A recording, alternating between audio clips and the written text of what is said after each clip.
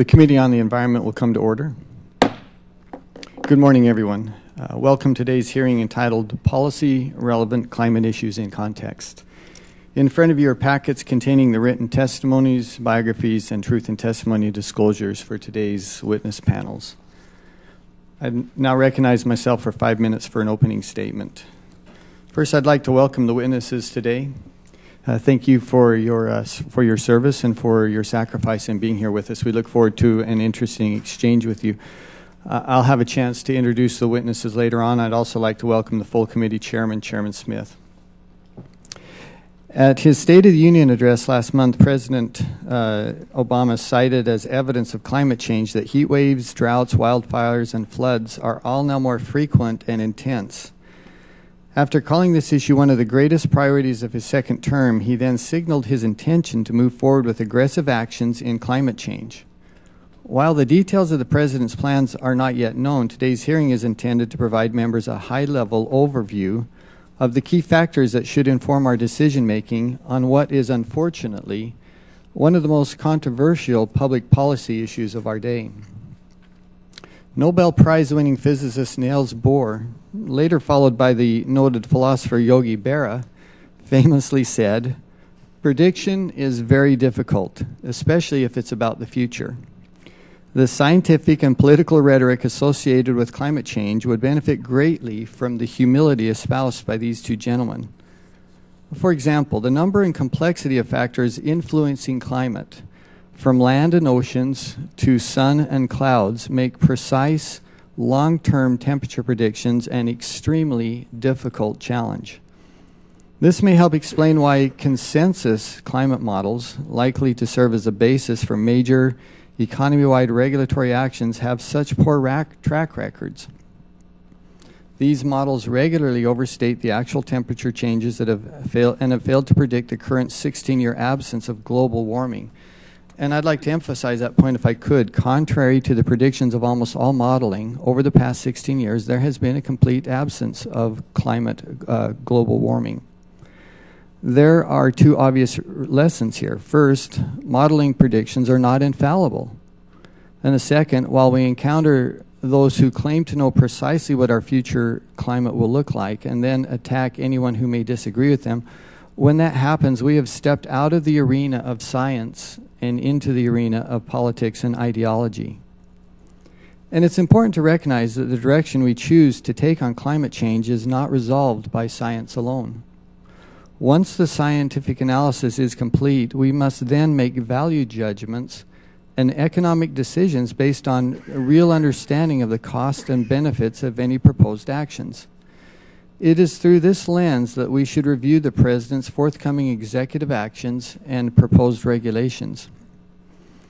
While we still don't know the specific of the President's plans, we know enough to cause people such as myself great concern. I'm worried that his anticipated restrictions in industrial CO2 emissions may have no discernible impact on the climate, but will amount to a significant energy tax on the American people. And it's important to note this isn't a cost that you can pass on to the millionaires and the billionaires that the administration likes to talk about. Much of these additional costs will be borne by those who can least afford it: retirees on fixed income, young families, and those at the bottom of the rung of the economic ladder. The President's proposals will also reduce our economic activity at a time when we can least afford it, while sending jobs overseas to countries like China and India. If you care about the poor and the disadvantaged among us, then you must be very careful as you consider some of the President's proposals to combat climate change. The bottom line is this: not only should we consider the science behind climate change, but also the economic costs of implementing any suggested remedies. I look forward to discussing this in further detail with our witnesses today and learning more about the best approach to this important issue of energy, climate, and the environment. I yield back the balance of my time and recognize the ranking member, Ms. Bonamici, for her opening statement. Thank you very much, Mr. Chairman, for holding this hearing. I'd like to thank our witnesses for being here today. This is an important issue. In fact, I want to thank the chair of the full committee as well. Ranking Member Eddie Bernice Johnson and I sent a letter before this earlier scheduled hearing emphasizing the importance of this topic.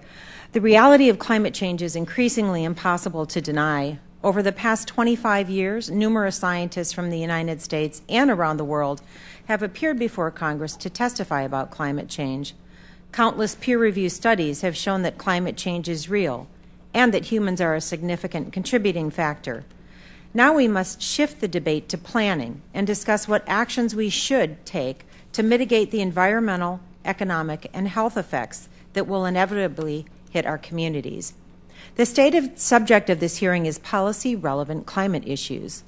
Because a preponderance of scientific evidence shows that human activity is contributing to changes in the global climate, I submit that all climate change issues have become policy relevant.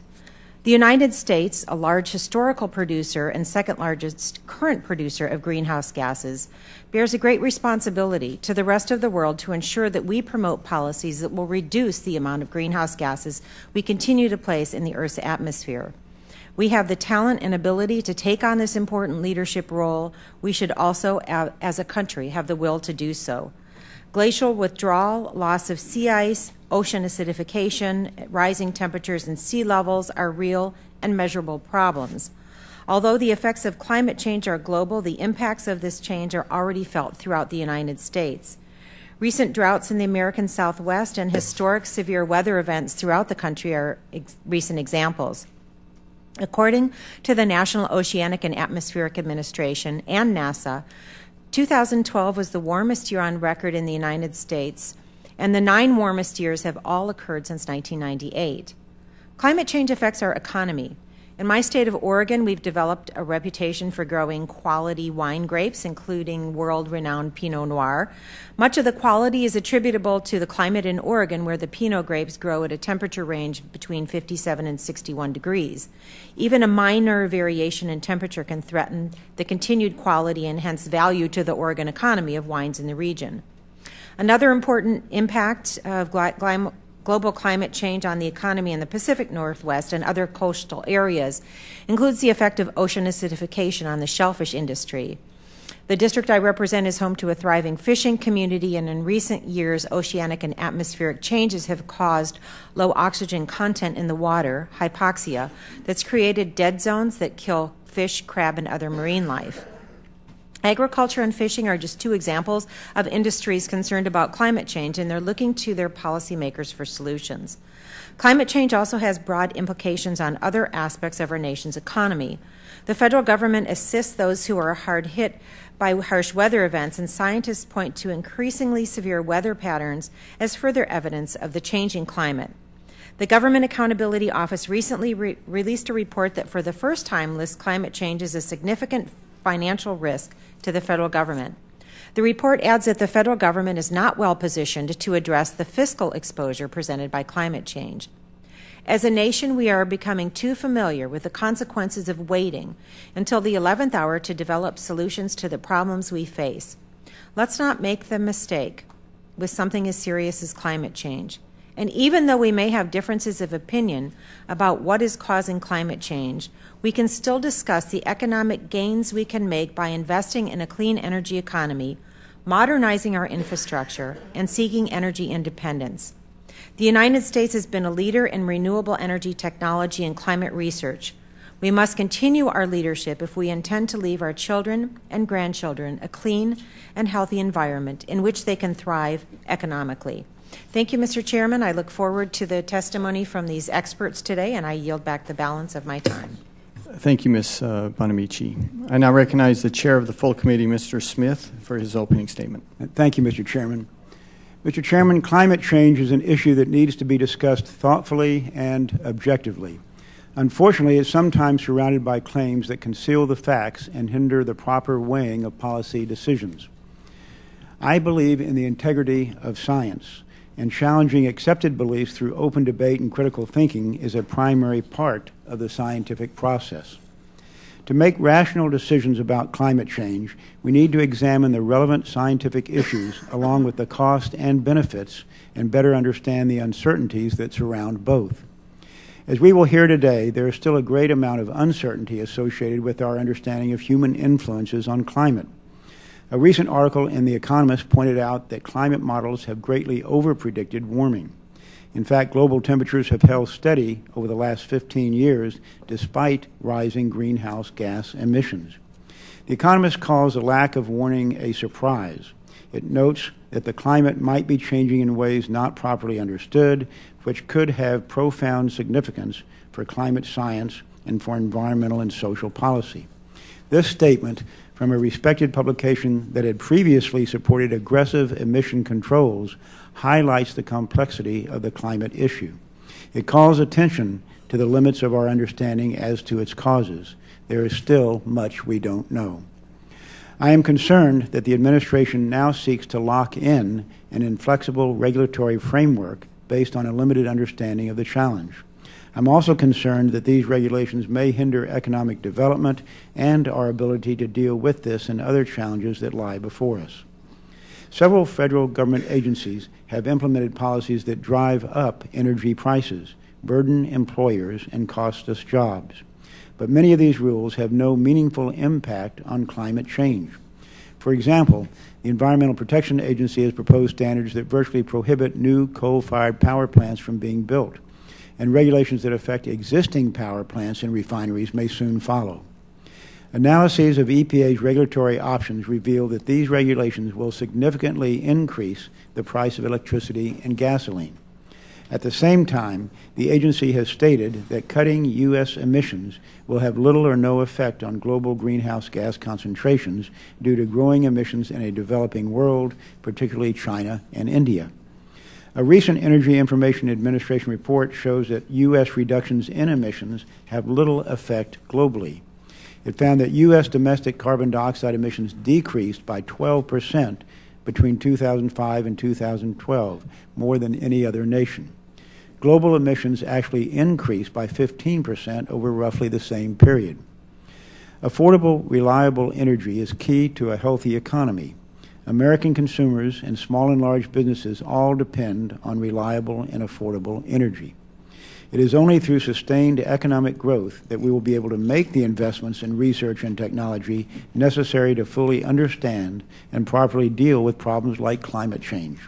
We should take a step back from the claims of impending catastrophe and think critically about what we know and what we don't know about this issue.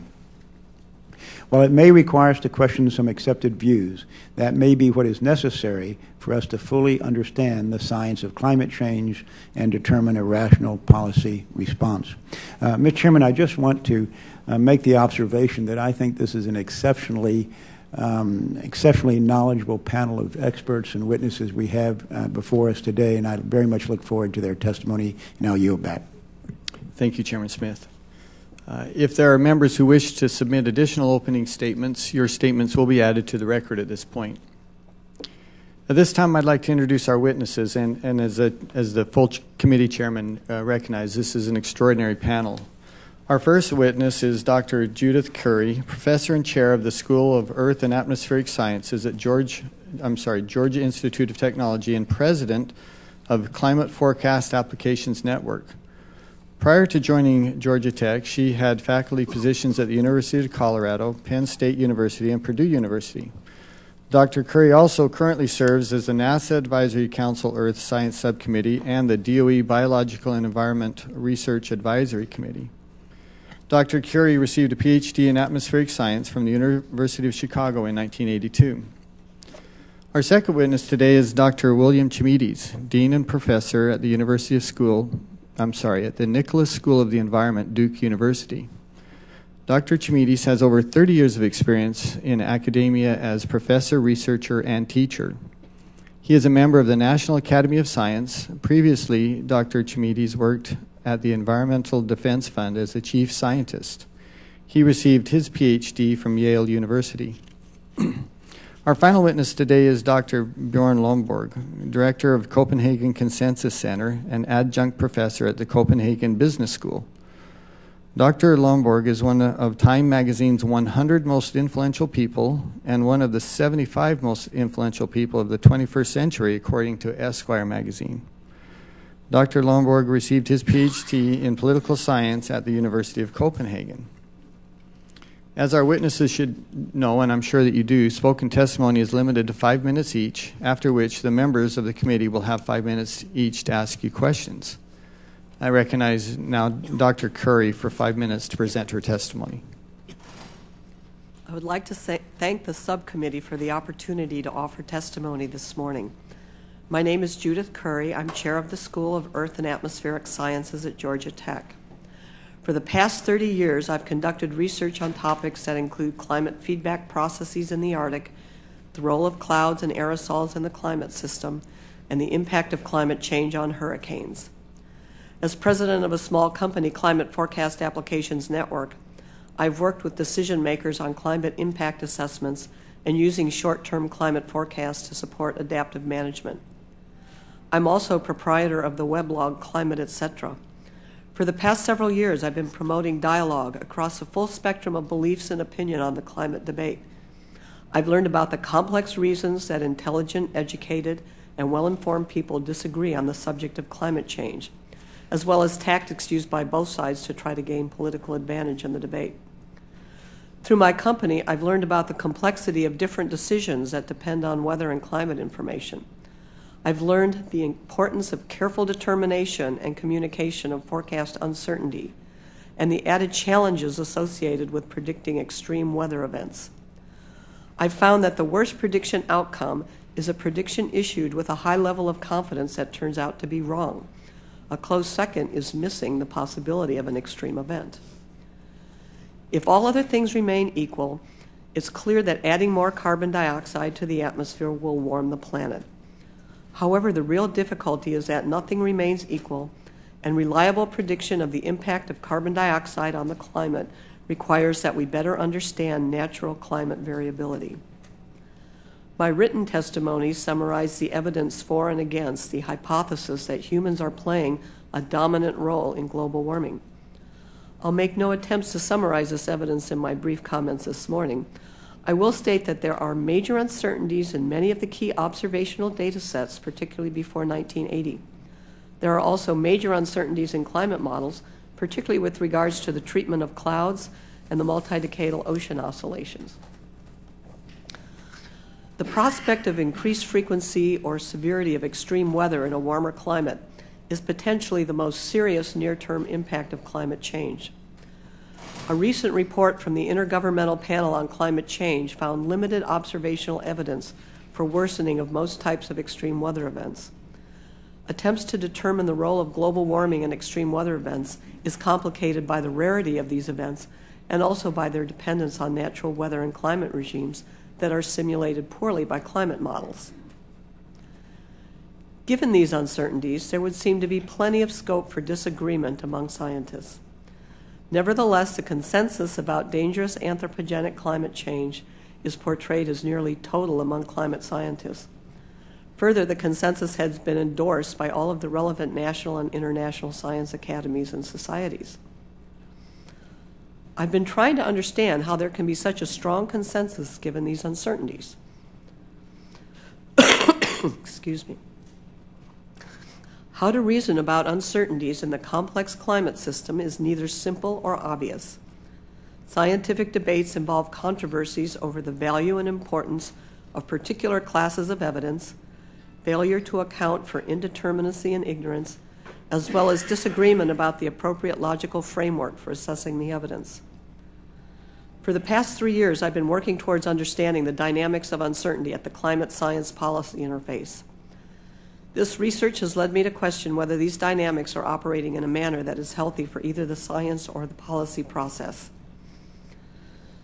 The climate community has worked for more than 20 years to establish a scientific consensus on anthropogenic climate change.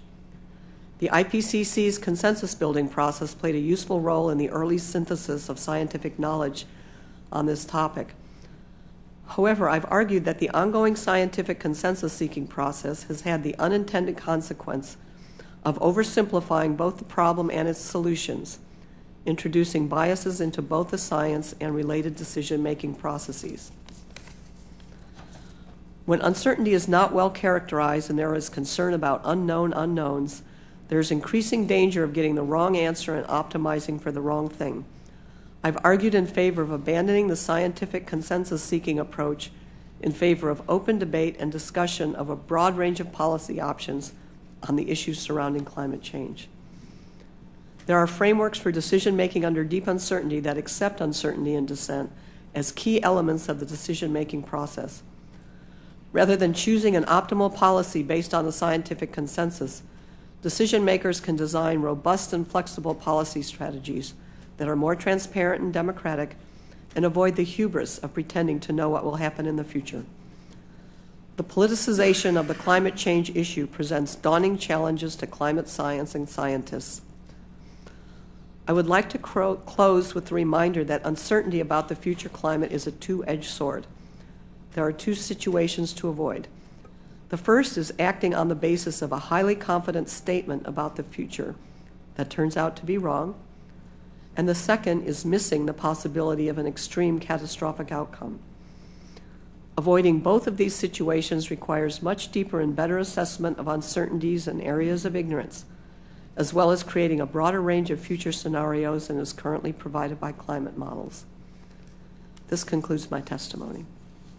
Thank you, Dr. Curry. Dr. Chimides, please, sir, for 5 minutes. Thank you, Chairman Stewart, Ranking Member Bonamici, Chair of the full committee, Smith, and other members of the subcommittee for the opportunity to testify today.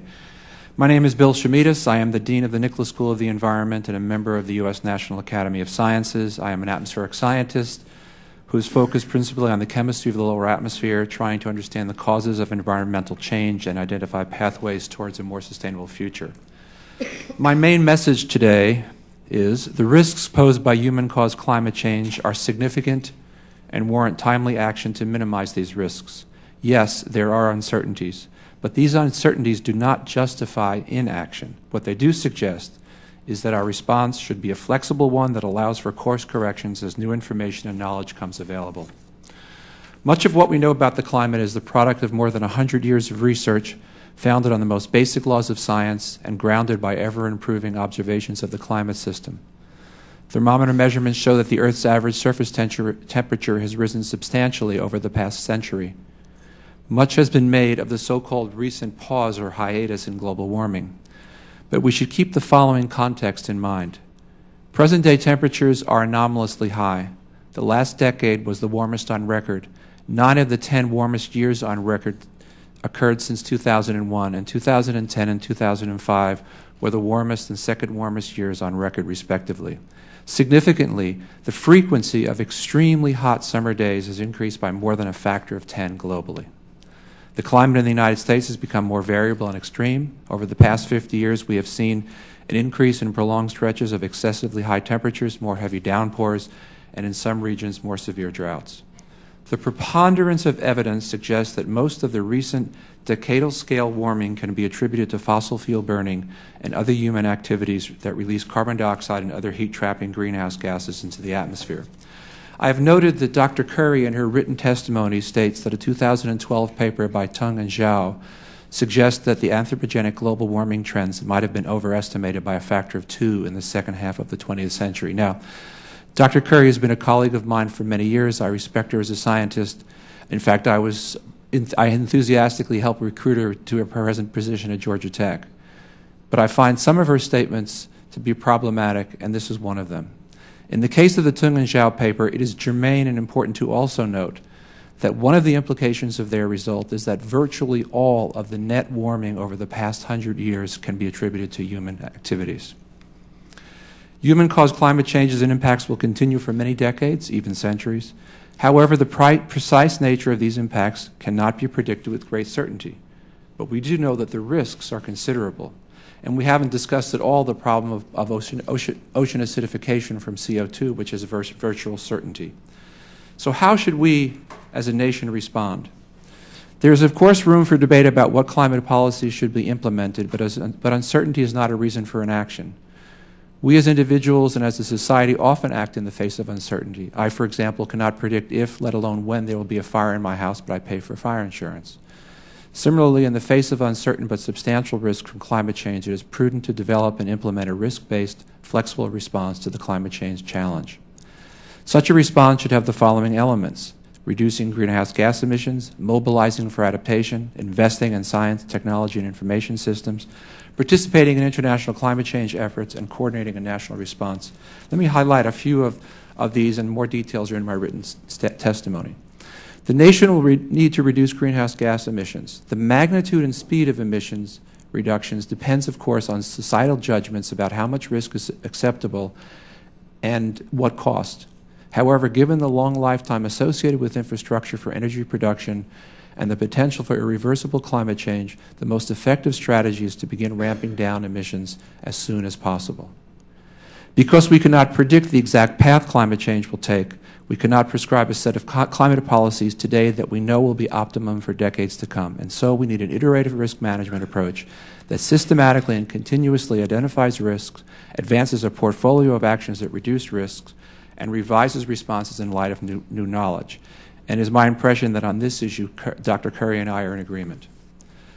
America has choices to make about climate change, choices that we must face in the face of uncertainty, but also risks that are growing with every new ton of greenhouse gases we emit. We cannot avoid these choices. Bear in mind that making a choice to do nothing is in fact a choice. It's a choice that our children and their children after them will face increased risks from human-induced climate change. Thank you very much. Dr. Chmitas, thank you, sir. And now Dr. Lomborg. Thank you very much. My name is Bjorn Lomborg. I work at the Copenhagen Consensus Center, an adjunct professor at the Copenhagen Business School. We're talking about policy-relevant climate issues, so I would like to show a little bit of my testimony in terms of saying what is actually relevant for the decisions that you will have to make. Yes, as I think all of us agree, global warming is definitely partly and mostly man-made. It's a long-term problem. I've tried to indicate what's the total cost of this. Well, we're probably talking about 1.4% of GDP over the next couple of centuries. Obviously, that's an order of magnitude impact. So it indicates it's not the end of the world, as it's sometimes being portrayed, but it's certainly not nothing either. So let's try and get this right. We also need to recognize that the last 20 years of what we've tried to do has managed to do almost nothing. What you see here is the CO2 emissions from 1950 and up to 2035 from the International Energy Agency. You see a little bit of crosses around 2010, which was what we promised with Kyoto. We managed virtually nothing. We've spent 20 years and managed to do virtually nothing. And we need to recognize that the current approach that focuses very much on saying, oh, it's about wind turbines and solar panels. Yes, they are going to help, but not very much. By right now, about 0.8% of all energy comes from modern green energy. And in 2035, with very optimistic scenarios, it's going to be 3.2%. So we're talking about a very small part of the solution. If we're going to fix climate change, we will need game changers. We also need to recognize, as several members pointed out, cutting CO2 is not free. There is a strong correlation between how much more economic growth you have and how much more CO2 you put out. So again, we have to recognize we're not polluting the atmosphere with CO2 just simply to annoy the environmentalists. We're doing it simply because it's what powers everything we like. And so unless we find technologies that allow us to continue economic growth without the CO2 emissions, I think we're going to find it very hard to get most nations on board to reduce their carbon emissions.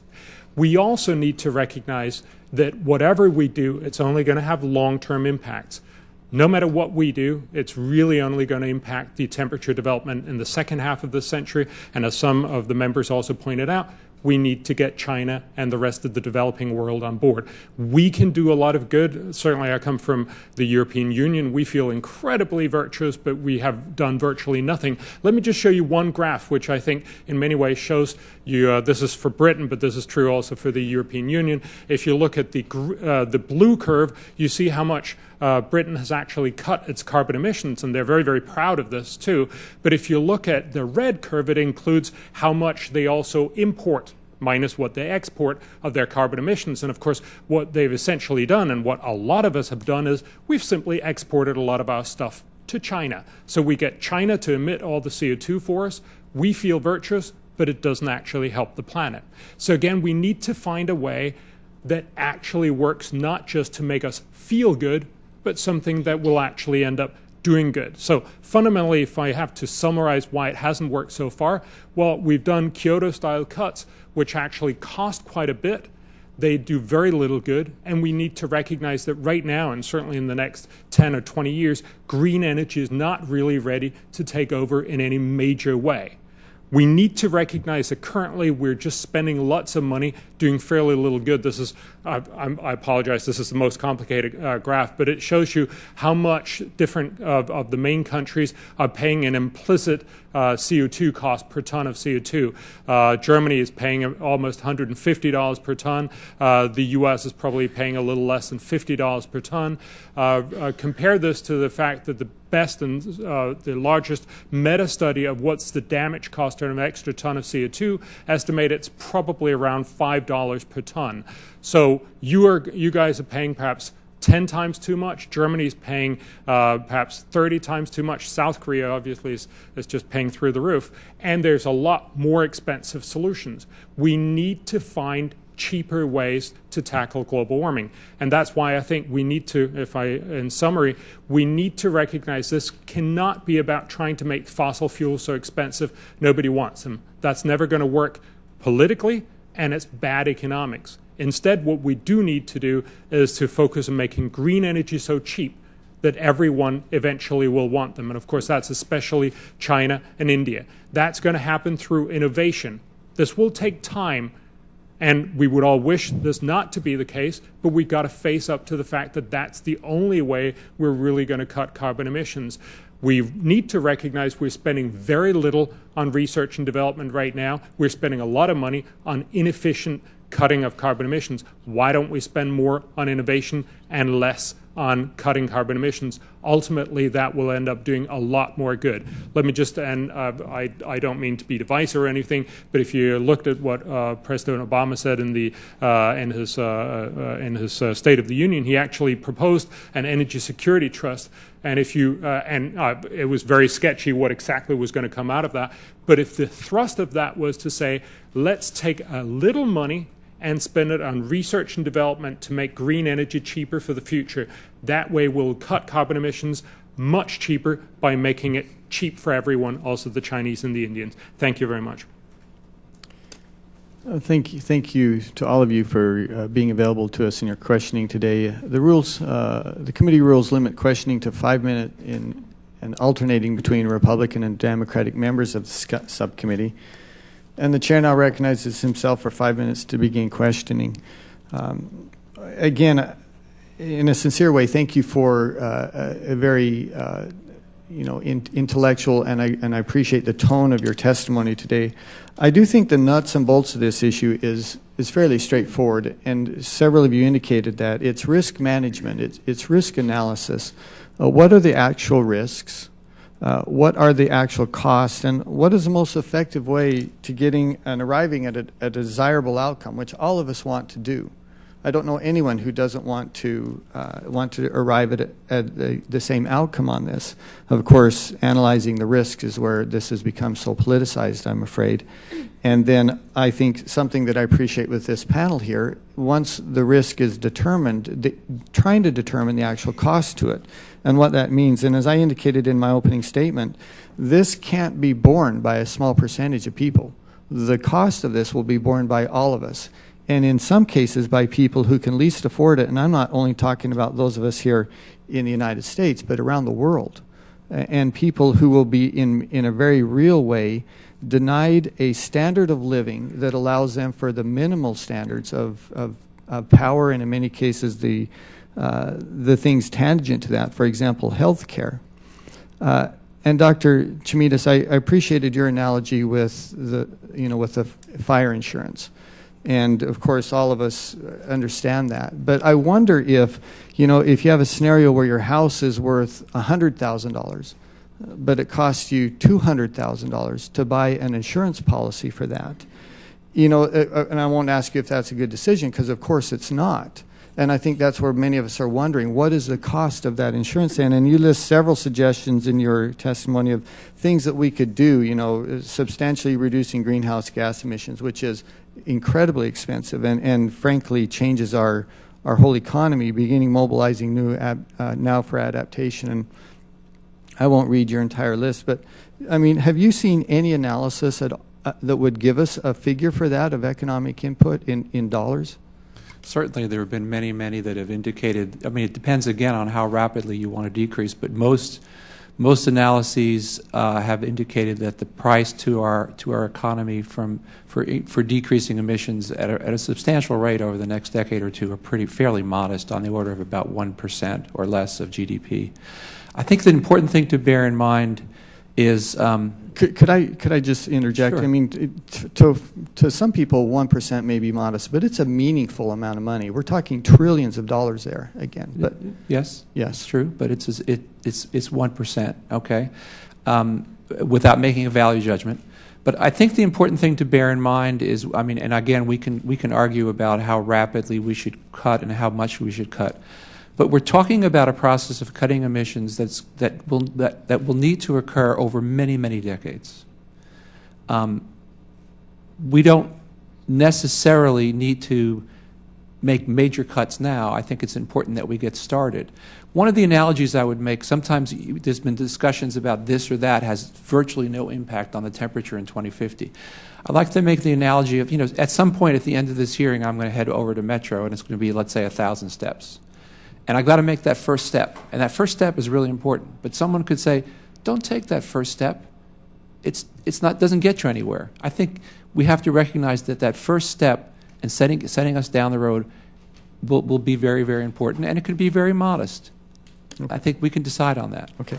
If I could shift gears for just a minute, and I'll just allow any on the panel to address this. And that is, it's interesting to me that if you take the top 20 primary modeling of this, and yet, we're about to drop out of the lowest level of that modeling with this pause in temperature rises, and none of them predicted that. And I mean, is there any idea, might that continue for 5 years, for 10 years, for 20 or 30 years? Do we have any idea, Dr. Curry? I can address that. There are some hypotheses that this could go out for another 20 years or so. We've recently seen a shift to the cool phase of the Pacific Decadal Oscillation, which means we'll see more La Niñas, which have a cooling effect, and this could keep us, in basically a flat period for several more decades. So we don't quite know. We were also, people are projecting that the sun will be acting in a direction that is towards cooling relative to what we saw in the latter half of the 20th century. So there are signals that we could see cooling for the next few or steady temperatures for the next few decades. Okay. Take a couple of seconds to Yes. say something. I know the time's expired. I think we don't know, and there's a chance that it may continue, and in fact, there's an equal chance, and perhaps more of a chance that it'll increase and increase again at a rapid rate.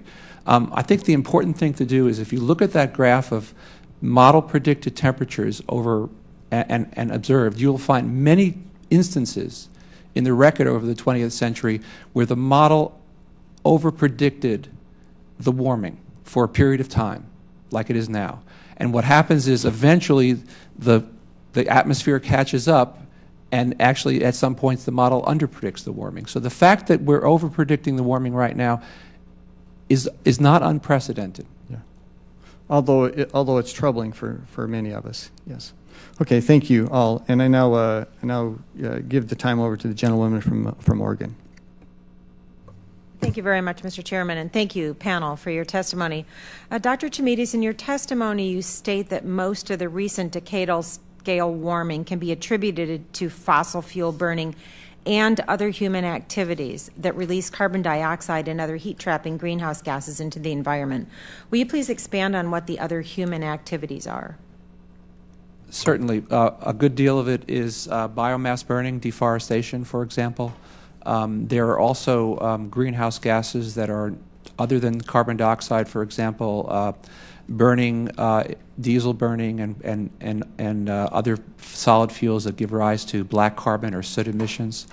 Methane emissions, some from agriculture, some from landfills and so forth, are also quite important, for example. Fertilizers tend to emit nitrous oxide, which is also a very effective greenhouse gas. And then there are some perfluorocarbons that are used in the chemical industry that also contribute to global warming. Thank you very much. And you also state in your testimony that uncertainty is not a reason for inaction and suggest taking the risk-based and flexible response to the climate change challenge. And I appreciate the analogy, like buying insurance for your house. And the chairman also talked about that, considering what if the insurance costs more than the house. I think I have to submit that it's easier to replace a house than a planet if we have the kind of damage that could come from climate change. What are the main risks to humans if we don't decrease our emissions? And are there increased risks if we delay action? And in the same vein, you talked about the greater risks from further climate change. Are the risks different as greenhouse gas emissions increase, or are they the same risks, only amplified? I would say that as far as we know, we have a long list of risks. Some of them we see, some of them of impacts that we see potentially happening now, and some that we think will come. And I don't necessarily think that qualitatively that will change, although they might become more severe. And of course, those risks relate to loss of life and property due to extreme weather, droughts, sea level rise, of course, is a large one. We're seeing what we believe is a decimation of forests in the west from pine bark beetle infestation, which seems to be due in part due to the fact that temperatures are so high and the climate is so dry, and a variety of other things. I think what is very, very important to bear in mind in terms of making a decision about the future and the risks is that the impact of emissions today won't be fully felt for a number of decades. It's sort of the flip side of what Dr. Lomborg was saying. And so if we say, well, let's delay and see what happens in 20 years, basically not only then have we locked in what's happened in the intervening 20 years, but we've now locked into a future. And so the issue of the risks that we face is the fact that what we do today will have a major impact in the future. And do we want to take that chance, or do we want to begin to do something to mitigate that?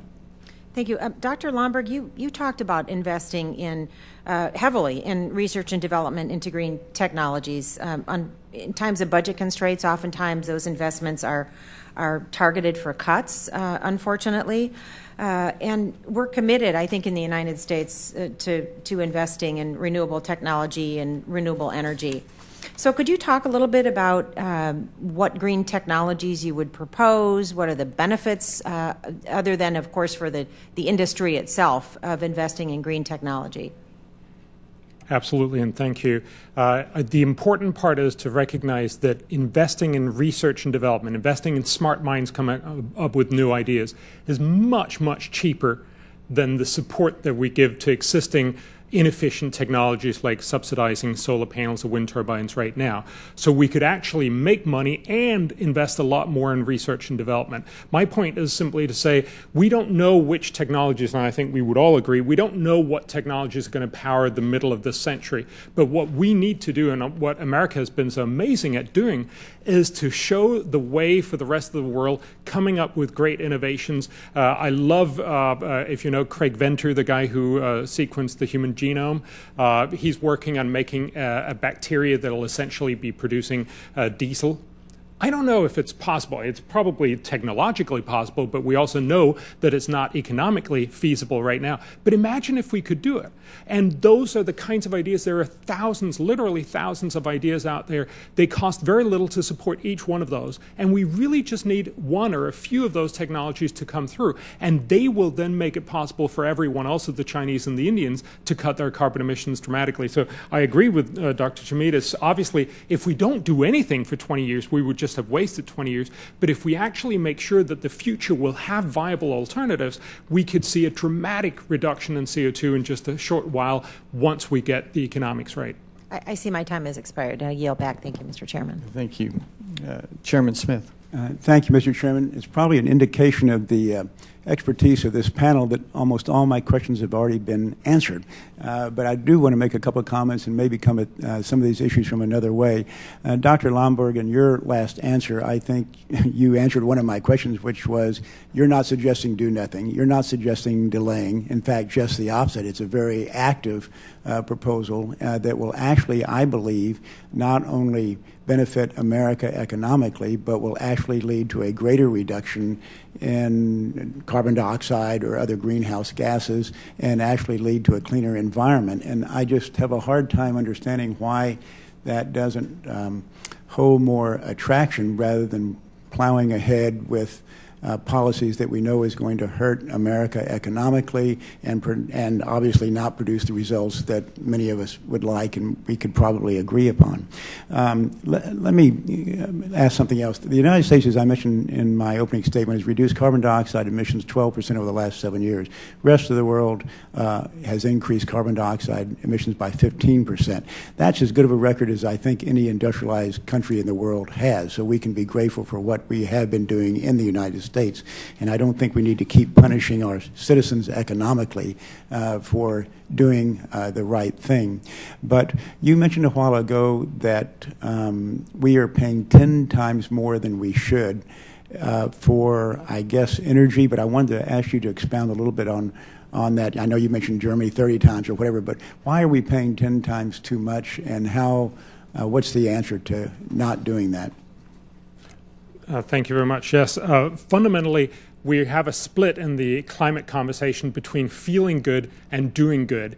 The feeling good part is where we put up a solar panel that's not yet effective or a wind turbine that's not yet effective, but telling ourselves, but we're at least cutting carbon emissions, which is true, but for every ton we cut, we pay perhaps $50.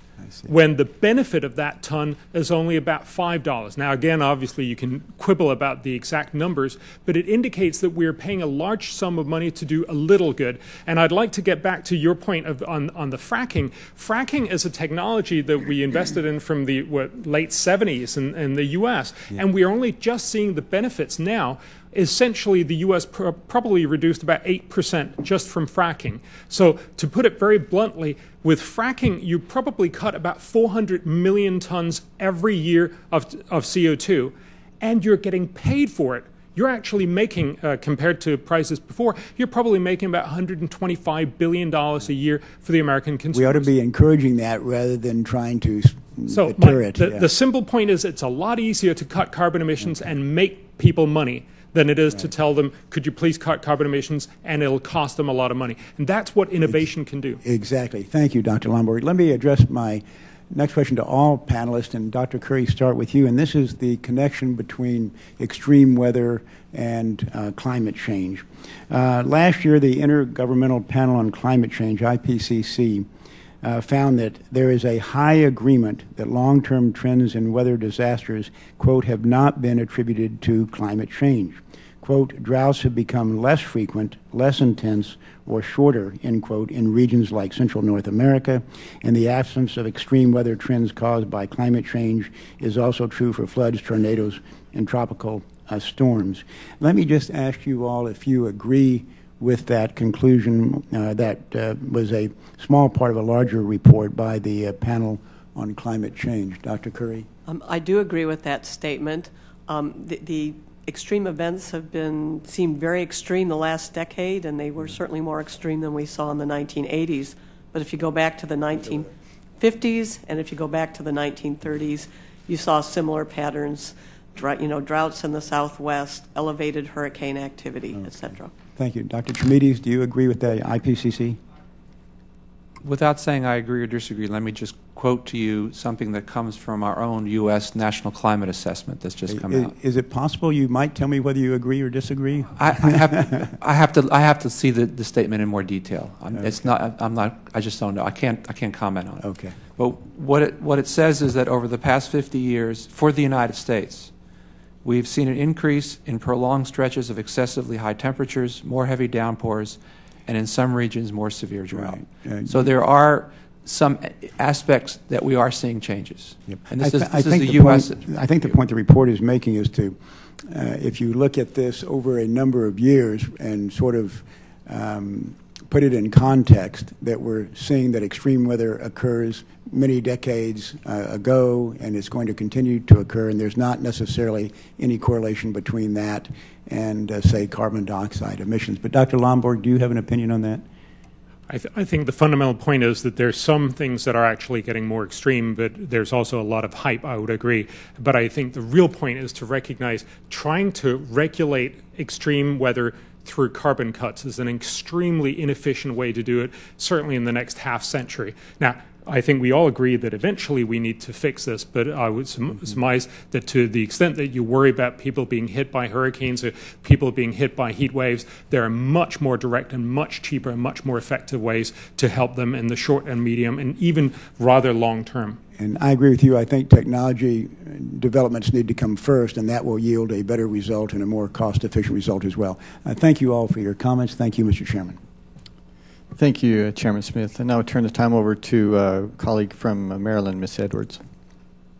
Thank you, Mr. Chairman and Ranking Member Bonamici. I had hoped that in today's hearing we'd be able to identify the remaining uncertainties about climate science and understand our ability to mitigate them and to inform policy decisions that protect the public and our economy. And I'm not totally sure I've heard that quite yet. And in fact, it's been quite disturbing because what I hear from our witnesses is that they agree that climate change is happening, that the globe is warming. They agree that it is some combination of natural occurrence and human activity. And in fact, all of you are members of various scientific and other societies who conclude that a vast majority of what is happening right now is caused by human activity. And yet here we are with one of our witnesses saying, well, let's just wait and, invest down the line to get cheaper technology, green technology that helps us mitigate some of our concerns, and that's really disturbing to me. Dr. Trimides, in your testimony, you say that greenhouse gases that we emit now are going to linger in the atmosphere for generations, impacting our great-grandchildren, just as we're experiencing the impacts of fossil fuels burned over the last century. And so considering the position that some are taking that action now to address climate change is way too costly, and your point about the lingering consequences, isn't the cost of inaction now great or greater than the cost of action? Thank you. My testimony indicates that it is my strong opinion that a prudent course of action would begin to act now. I don't think we can afford to wait. As I said, I think that the issues of how fast and at what cost are issues that we should discuss as a society. But I think it is imprudent to decide that we'll simply wait and see what happens. One of the things I said in my testimony with regard to carbon dioxide that I think is useful to bear in mind as a measure, some of the carbon dioxide that we emitted in the first Model T car is in the atmosphere today. And some of the carbon dioxide that we're going to emit when we drive home or whatever tonight is going to be in the atmosphere of our great-great-grandchildren. So there's a decision we have to make about how much of that legacy we want to leave for our future generations. And every day that we delay means more of our legacy will be that carbon dioxide. Thank you. You know, one of the challenges we have, and Dr. Lombard, I agree that we need to make investments in green technology. And in fact, I think many of the members on my side of the aisle have voted repeatedly to make those investments in green technology and in enhancing research and development activities. And we've been stopped in our tracks over and over again by folks who say, no, we don't want to think about that at all. We don't want to make those kind of investments when we know that that would be good for the future at the same time that we're trying to reduce CO2 emissions. But I am interested in your testimony because you say, and it sounds that our chairman kind of agreed with the investments in green technology over time, but you're calling for $40 billion of investment from the United States government in green technology. And I'm going to tell you, you go lobby that side of the aisle and see if you can find $40 billion for that kind of investment, because I rather doubt that can happen, and especially in this constrained environment. And so wouldn't you agree that there has to be some sort of balance that says we have to both reduce our current emissions, the United States has to take a lead on doing that, try to encourage as much as possible China and India. We know what those contributions are, but we have a little bit of skin in that game. And we have to invest in green technology. But to think that we're going to somehow come up with the magic $40 billion to do that, I think is, well, it's foolhardy. And thank you very much for those comments. My point is simply to say that those are the technologies that will power the future. What we've seen right now, and let's just remember the last 20 years, we have been making these kinds of statements, especially in Europe, for a very long time. We want to cut carbon emissions. We've given subsidies to a lot of technologies, and we have managed to cut very, very little. And to the extent that we have, we've just exported a lot of our emissions to China. So my concern is really that by continuing to say, let's cut carbon emissions, we actually just end up doing very little for a decade or two. I would hate to see that happen. Whereas if we invest in research and development, we could actually get possibly everybody on board. Just to give you a sense of order and magnitude, you're right now spending about $17 billion on biofuel subsidies. That would probably be a good thing to cut. I'm sure I'm going to offend somebody here. You're certainly also, I'd like to just look into those numbers. I can't quite remember them, but you're at least spending $20 billion on subsidies to solar panels. If you add that up, you'd have $37 billion. Well, we need to cut my time has expired, but we must cut CO2 emissions. That's part of our responsibility. It is the responsibility to challenge our international partners to do that and to make the investments in green technology and research and development that I would agree that we should. And my time's expired. Thank you. Okay. Thank you, Ms. Edwards. Mr. Nagenbauer.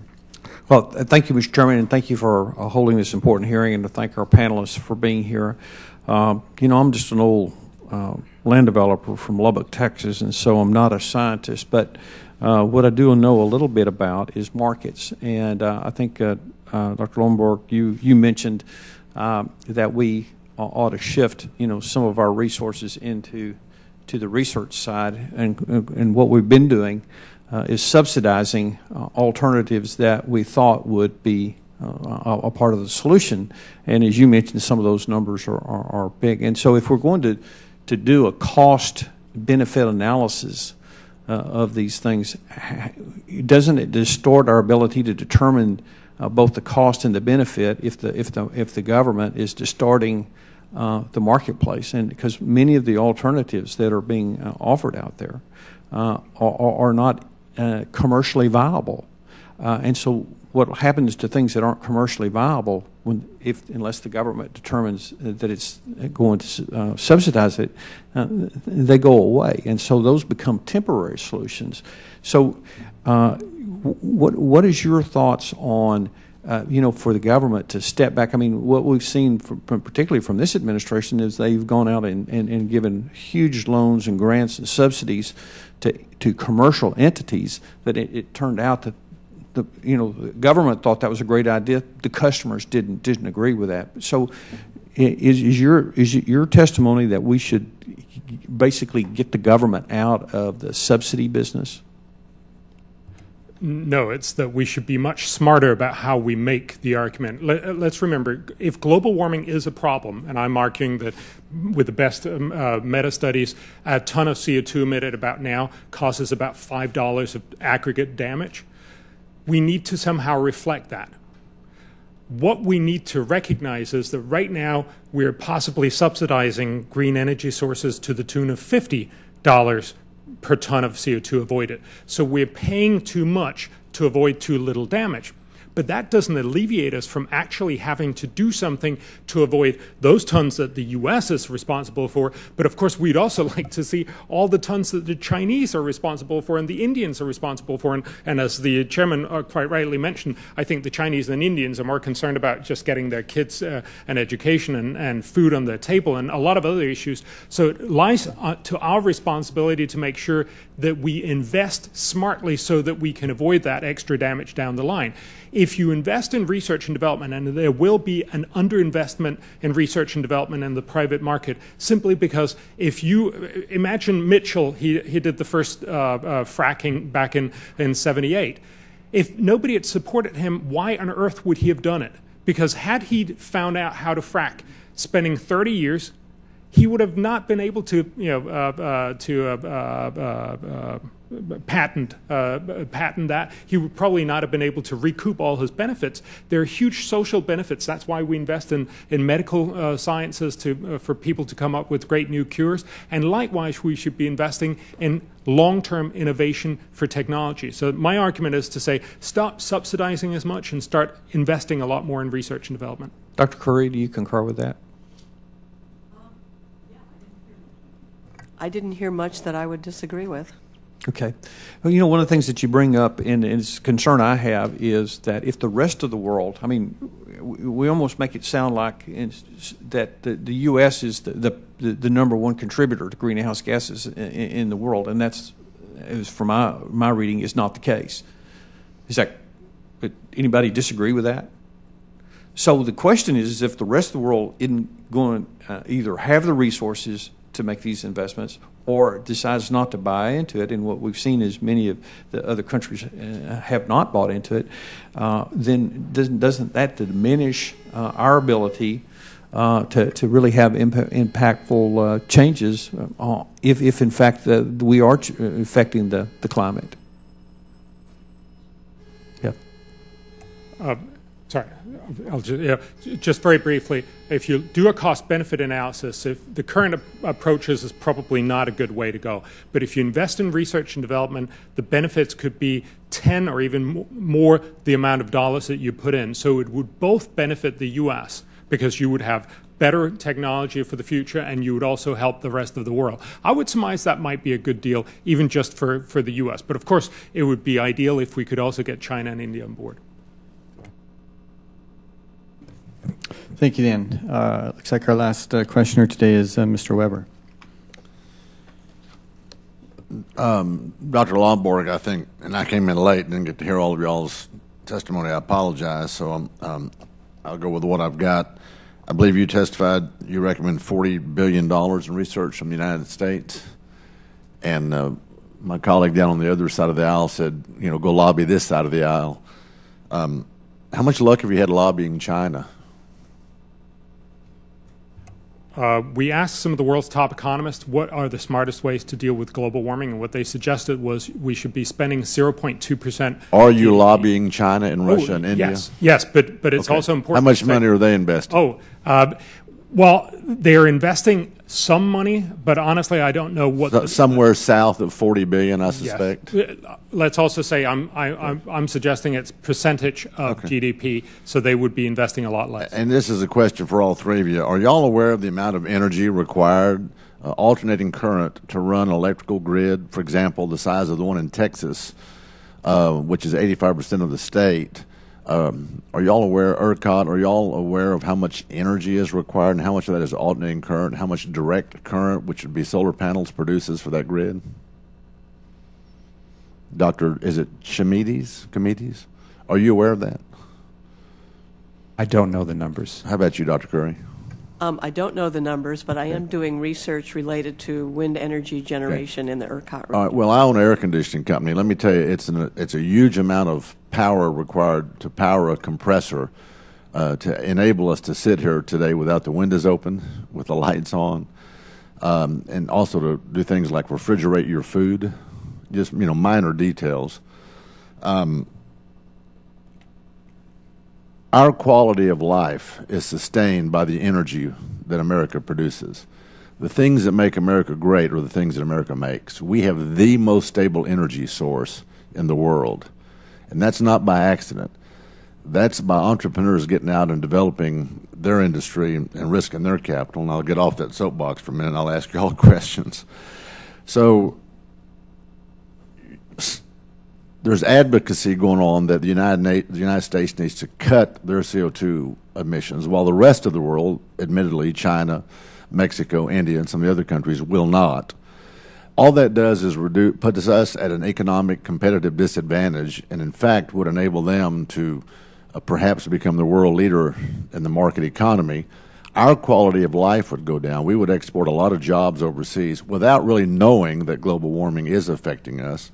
Are any of you able to adequately measure the amount of trees' ability to assimilate CO2 and carbon dioxide and to reproduce oxygen? Do we know that? Is that factored into y'all's thought process?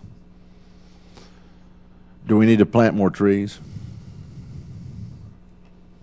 Dr. Curry? That is certainly a good thing. It would have many beneficial impacts on the environment. Okay. But there are ways of natural sequestration of CO2. There are a variety of ways of using land, farmland in particular, and forests, to what we call offset the emissions from the energy grid, and allowing those offsets into a system would greatly reduce the costs. Okay. And my time is running short here. Dr. Comedes, I think you made the comment that the CO2 emissions from Model A's and Model T's are still in the atmosphere. And I'm curious how you've been able to identify those, because I can't tell them apart from the 56 Chevy I drove in high school. They're playing ragtime music. No, I'm sorry. I apologize. That's all right. So first of all, we know that the extra carbon dioxide in the atmosphere is largely coming from burning of fossil fuels from isotopic data. And from that isotopic data as well, we can estimate fairly well, accurately, how long a carbon dioxide molecule ultimately stays in the atmosphere, in a sense, after it's been emitted. And from those two things, we can estimate how much of the carbon dioxide that was emitted, say, in 1920 or 15 or whatever it was, is still in the atmosphere today. Okay. And then lastly, if we're wrong on global warming, and if global cooling results in the next, does that become the discussion in 40 or 50 or 75 years? How does the United States recover from losing its market edge in the world from a policy standpoint? How do we recover from that mistake? Dr. Curry?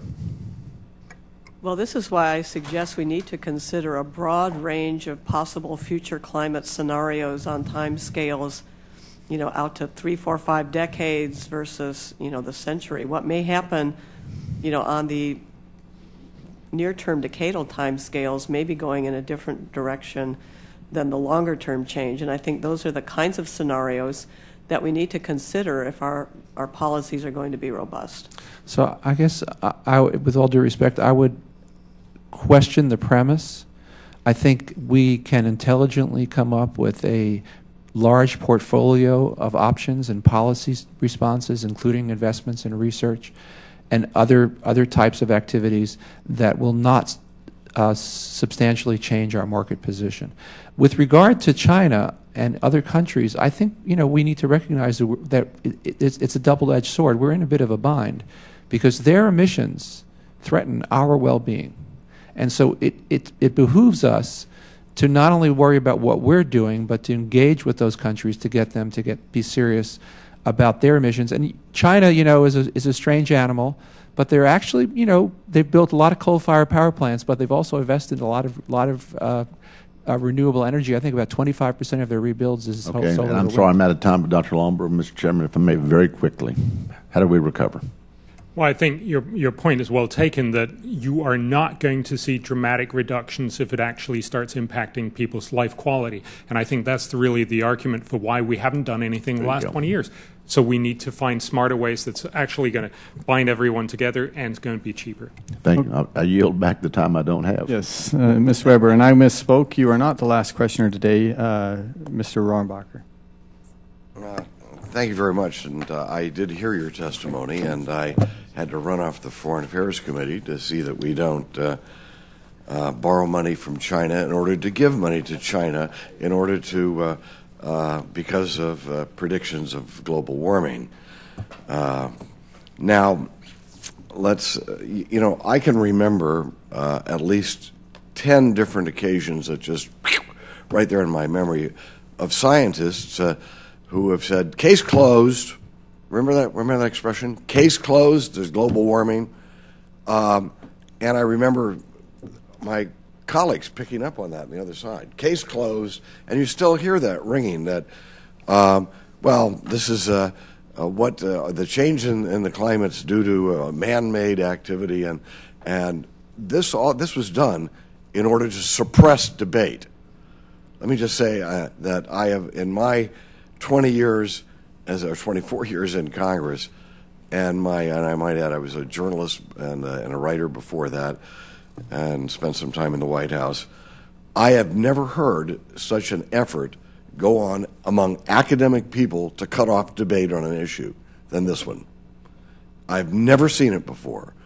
And let me ask you some specific questions. You've got some experts here now. It appears to me that the baseline for claiming that for deciding how much warming is taking place is around the 1850s. And the baseline that we're talking about in the 1850s happens to be at the very tail end of a couple hundred years of what is recognized as cooling. Have we come back to the point yet? There was a natural thing there before that cooling started. Is the temperature of the Earth yet back to what it was before it went through the mini ice age? Are we back to that temperature yet before the mini ice age?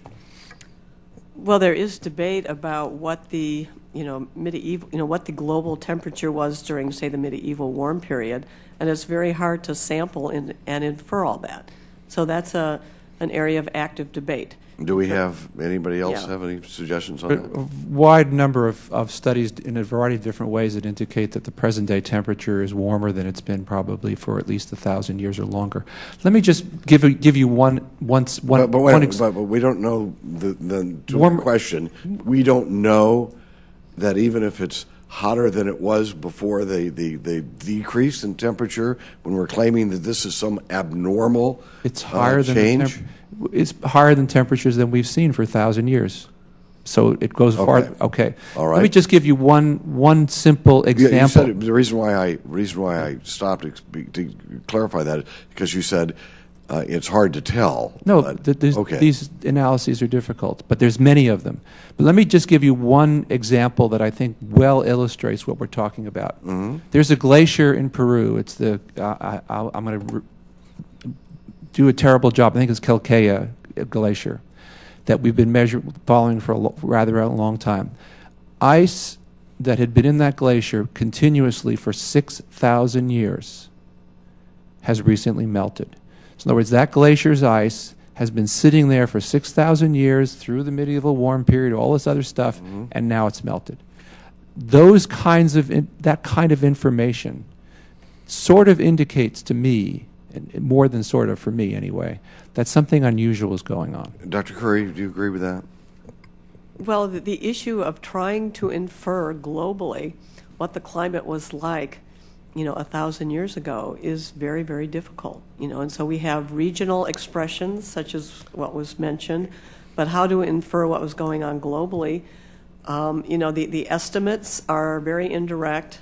And again, there's and especially mankind's, that when people are advocating not just that we're in some kind of a warming trend, I don't know anybody that denies that we've gone through warming and cooling trends, but how much of this has anything to do with human activity and gives an excuse by government to control human activity, meaning our lives and our freedom, there's no way to know whether that glacier was melting as a result of a natural trend or by the fact that too many people drive cars now, and too much combustion from too much CO2.